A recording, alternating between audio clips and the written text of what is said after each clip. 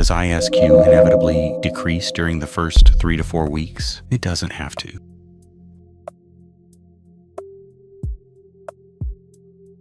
The idea that ISQ values decrease during the first 3 to 4 weeks after implant placement emerged in 1996 when Neil Meredith introduced resonance frequency analysis, enabling non-invasive and repeated measurement of implant stability. From 1997 onward, his work showed that implant stability changes over time. He also introduced the concept of primary mechanical stability and secondary biological stability. This concept was further supported in 2003 by R. Barwal, who reported a pattern where ISQ values decrease during the early 3 to 4 weeks after placement and then increase again. This became widely recognized as the stability dip or ISQ drop. In 2005, Raghavendra integrated previous findings into a unified model, illustrating the decrease in mechanical stability alongside the increase in biological stability. This schematic became the theoretical standard and remains widely used in dental education worldwide.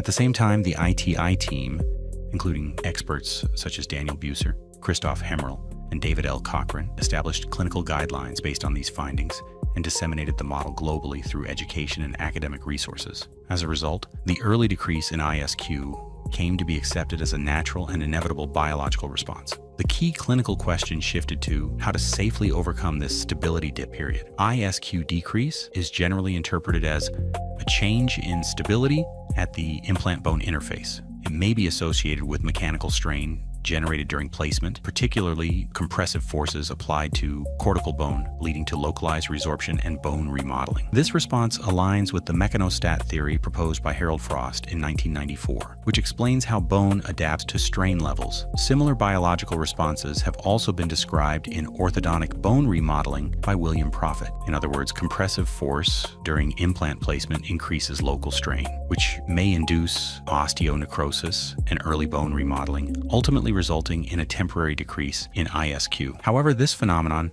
may not be purely biological. It may be influenced by implant design and surgical protocol. Most implant systems today maintain similar thread designs while increasing insertion torque through larger diameters or underdrilling. But this may reflect increased compressive force rather than true stability. Especially in soft bone, underdrilling can apply excessive compressive force to the thin cortical layer, potentially leading to compressive necrosis and early remodeling. Carl E. Misch also proposed that implant design, particularly thread geometry, should vary depending on bone density. While this approach influences initial fixation and stress distribution, it still carries the risk of increased compressive force and strain on cortical bone. Ultimately, many of these approaches are based on the assumption that ISQ decrease is natural and unavoidable.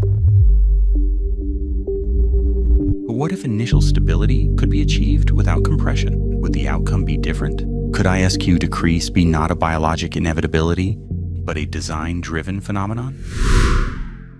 In 2009, MegaGen introduced the Annie-Ridge system, which functionally separates the fixture into two components, the body and the thread. The body is responsible for long-term mechanical stability, while the thread plays a key role in achieving initial fixation. Even in low bone density, stable initial fixation can be achieved without underdrilling by maintaining the core while increasing thread depth. Additionally, the fixture body is designed to avoid direct contact with the bony wall, minimizing lateral compression. The key to implementing this concept is the knife thread design. Unlike conventional threads that compress bone, knife threads cut and engage the bone. They are designed to engage the bone perpendicularly, reducing the compressive forces associated with tangential engagement. As a result, high insertion torque and high initial ISQ can be achieved across various bone densities, while minimizing bone damage and creating a favorable biomechanical environment. With reduced compression, early bone resorption is minimized, and the extent of bone remodeling may be reduced or limited. This allows stable initial fixation to be maintained without a decrease in ISQ. Therefore, the widely accepted ISQ drop phenomenon may not be a biological inevitability, but rather a design-dependent outcome influenced by how the implant engages the bone. ISQ decrease is not something that must occur. It depends on how stability is achieved. This challenges the conventional clinical paradigm. ISQ decrease is not inevitable. It is a result of how we design and engage the bone.